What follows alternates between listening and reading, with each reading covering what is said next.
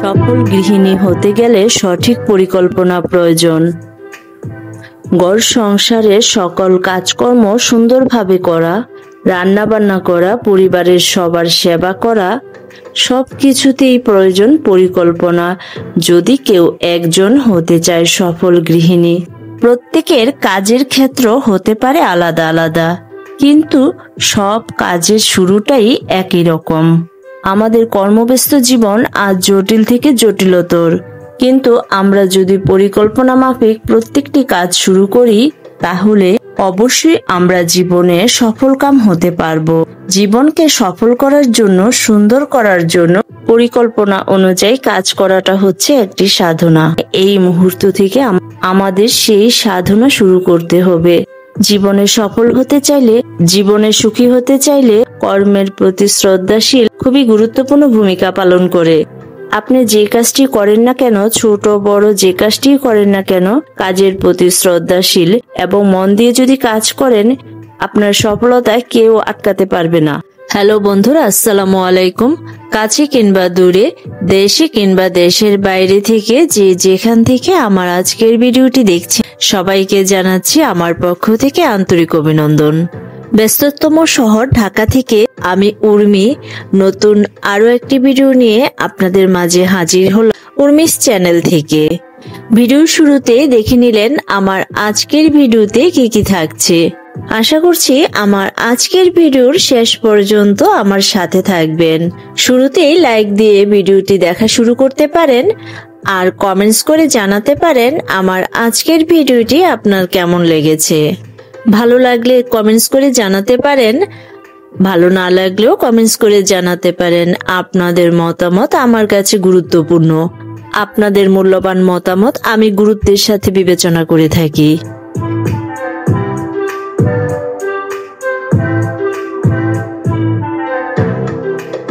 আমি ঠিক জানতে পারছি না আমার আজকের ভিডিওর এই পর্যায়ে কে কে আমার সাথে আছেন, কে কে প্রথমবার দেখছেন, কোথা থেকে দেখছেন আমাকে জানাতে চাইলে কমেন্টস করে জানাতে পারেন। কে কে প্রথমবার আমার ভিডিওটি দেখছেন জানতে পারলে আমার খুব ভালো লাগতো। এটা আমার রান্নাঘরের কাউন্টার টপ। আপনারা তো দেখেছেন ইতিমধ্যে আমি কাউন্টার টপটা ভালো করে মুছে নিয়েছি। এই পেপারটা কাউন্টারের উপর লাগাবো। কাউন্টারে মাপ নিয়ে সাইড থেকে পেপারটা কেটে ফেললাম।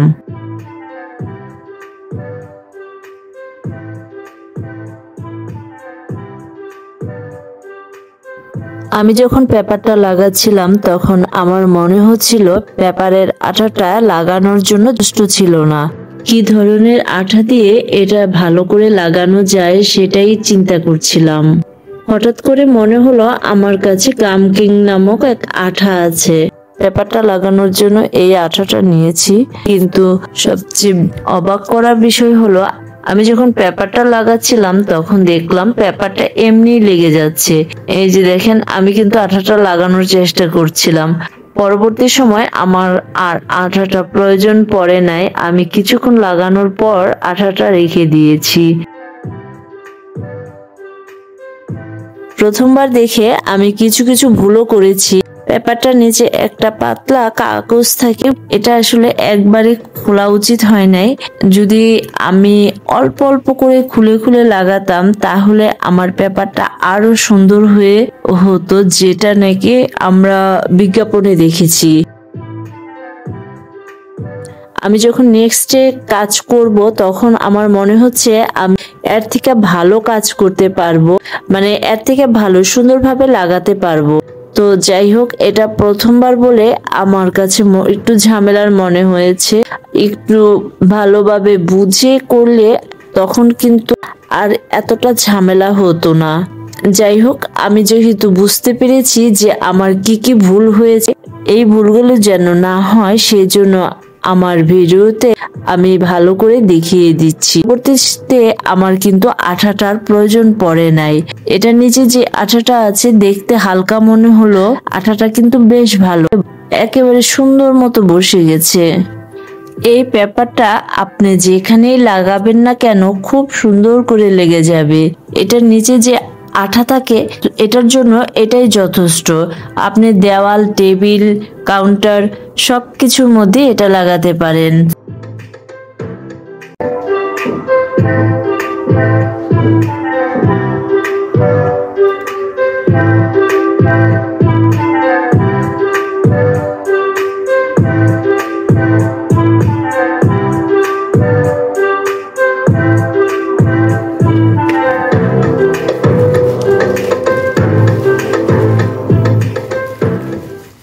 আমার পাশের বিল্ডিং এর কাজ চলছে, তাই রিয়েল ভয়েসটা রাখা সম্ভব হয় না।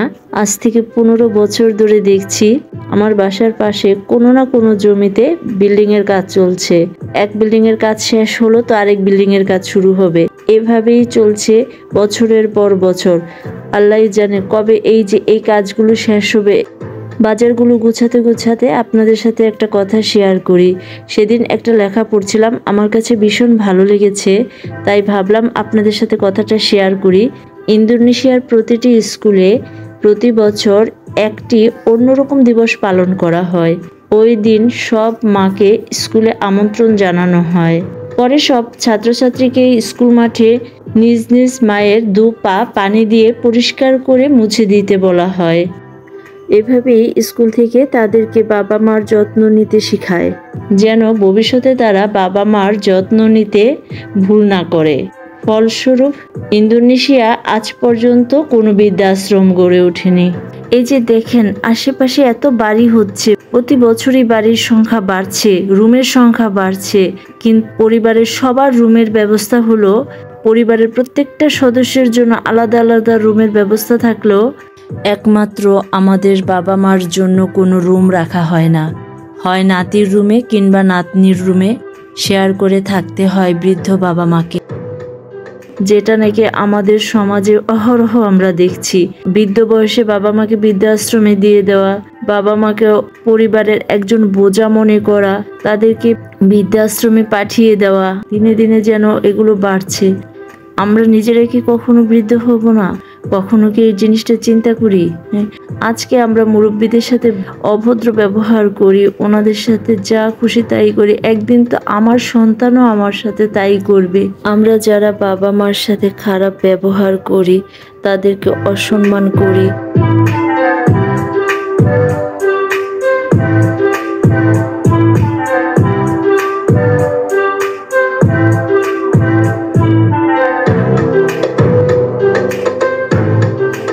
নিজের সন্তানকে একটু ভালো রাখার জন্য বাবা মাকে বাড়ি থেকে বের করে বৃদ্ধাশ্রমে পাঠিয়ে দেই, সেই আমরা কি কখনো চিন্তা করেছি যে আমার সন্তানও কিন্তু একসময় তাদের সন্তানের ভালোর জন্য, তাদের সন্তানকে একটু ভালো রাখার জন্য, একটু ভালো থাকার জন্য কোনো না কোনো সময় আমাদেরকেও বৃদ্ধ অবস্থায় বৃদ্ধাশ্রমে পাঠিয়ে দেবে। একটা কথা প্রচলন আছে, কোনো রিকশাওয়ালা তার মাকে বৃদ্ধাশ্রমে রাখে না, বৃদ্ধাশ্রমে থাকে আপনি আমার মতো শিক্ষিত ভদ্র উচ্চবিত্ত সন্তানদের বাবা মারা। আসলে এই কথাগুলো বলে আমি কোনো বাবা মাকে ছোট করতে চাই না। সবার কাছে সবার বাবা মা সবচেয়ে প্রিয়। আমার কাছে আমার মা বাবা সবচেয়ে প্রিয় মানুষ। জানেন, আমি যখন ফজরের নামাজের সময় মোনাজাতের দোয়া করি, তখন আমার বাবা মার চেহারাটা আমার চোখের সামনে ভেসে আসে। প্রত্যেকটা বাবা মা তার সন্তানের জন্য অনেক কষ্ট করে, হাড়ভাঙা পরিশ্রম করে। বাবা মার পরিশ্রমের বিনিময়ে দেওয়া কোনো কিছুই ছোট মনে করো না। মনে রেখো, যখন তুমি বাবা হবে তখন বুঝবে, যা তোমার কাছে অল্প তা তোমার বাবার কাছে কঠোর পরিশ্রমে ঘাম জড়ানো রক্ত। যে কাঁদায় সেও একদিন কাঁদে, এটা অভিশাপ নয়, নিয়তির বিচার। সব বিচার আদালতে হয় না, তবে সময় ঠিকই বিচার করে, তার কোনো সাক্ষী লাগে না। যে সময় সন্তানরা বাবা মার কষ্ট বুঝতে চায় না, যতক্ষণ না পর্যন্ত তারা নিজেরা বাবা মা হচ্ছে। বাবা মাকে বুঝতে আমাদের সারাটা জীবন লেগে যায়। 4 বছর বয়সে যখন আমাদের কোনো অপশন থাকে না, তখন তারাই হলো আমাদের কাছে সবার সেরা। 6 বছর বয়সে আমার বাবা মা সবার চেয়ে ভালো। 10 বছর বয়সে আমার বাবা মা ভালো, কিন্তু একটু কঠোর। 12 বছর বয়সে ছোটবেলায় বাবা মা অনেক ভালো ছিল। 14 বছর বয়সে বাবা মা কেমন যেন বদলে যাচ্ছে। 16 বছর বয়সে বাবা মা কিছুই বোঝে না। 18 বছর বয়সে বাবা মা দিন দিন আরো কঠোর হয়ে যাচ্ছে। 20 বছর বয়সে বাবার ব্যবহার সহ্য করা কঠিন। 25 বছর বয়সে বাবা মা সব কিছুতেই মতের বিরোধিতা করে। 30 বছর বয়সে বাবা মার সাথে একমত হওয়া কঠিন। 36 বছর বয়সে বাবা মা আমাকে নিয়মের মধ্যে বড় করেছেন, আমাকেও আমার সন্তানদের তাই শিখাতে হবে।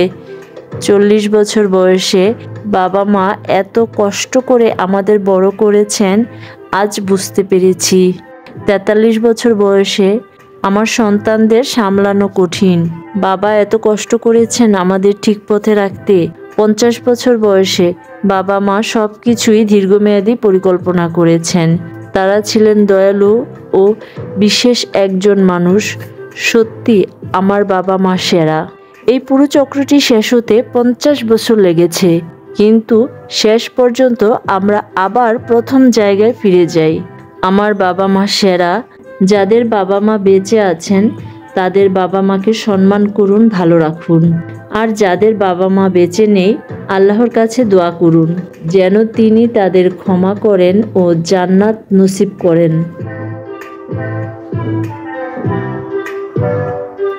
মা গোপনে কাঁদে, বাবা নীরবে কাঁদে। বাবা দায়িত্ব নিয়ে যুদ্ধ করে, মা কষ্ট লুকিয়ে হাসে। শত কষ্টের মাঝেও সন্তানকে বুঝতে দেয় না বাবা হলো একটি পরিবারের বটবৃক্ষের মতো, মা হলো তার ছায়া। যেদিন বাবা মা নীরব হয়ে যাবে, সেদিন বুঝবে ছায়া ছাড়া রৌদ্র কতটা উত্তপ্ত। সময় থাকতে বাবা মাকে ভালোবাসো। মা বাবা কখনোই সন্তানের খারাপ চায় না। মা বাবার সকল পরিশ্রম শুধু সন্তানের জন্য। আজকের ভিডিওটি এইভাবে তৈরি করব শুরুতেও কখনো ভাবিনি। কথা বলতে বলতে অনেক কিছু বলে ফেললাম, ভুল ত্রুটি হলে ক্ষমা সুলভ দৃষ্টিতে দেখবেন। দুপুরের খাওয়া দাওয়া শেষ করে বিকালের দিকে ছেলেকে নিয়ে সুইমিংয়ে আসলাম। আজ সুইমিং থেকে আপনাদের কাছ থেকে বিদায় নিচ্ছি। আমার আজকের এই ভিডিওটি আপনাদের কাছে কেমন লেগেছে আশা করছি কমেন্টস করে জানাবেন। ভালো লাগলে একটি লাইক দিয়ে পাশে থাকবেন। আজ এই পর্যন্তই। আবারও দেখা হবে নতুন কোনো ভিডিওতে, নতুন কোনো ব্লগে। সেই পর্যন্ত সবাই ভালো থাকবেন, সুস্থ থাকবেন, আমাদের জন্য দোয়া করবেন। সবার জন্য রইল শুভকামনা। আল্লাহ আমাদের সবাইকে ধৈর্য ধারণ করার তৌফিক দান করুন। আল্লাহ হাফেজ। আসসালামু আলাইকুম।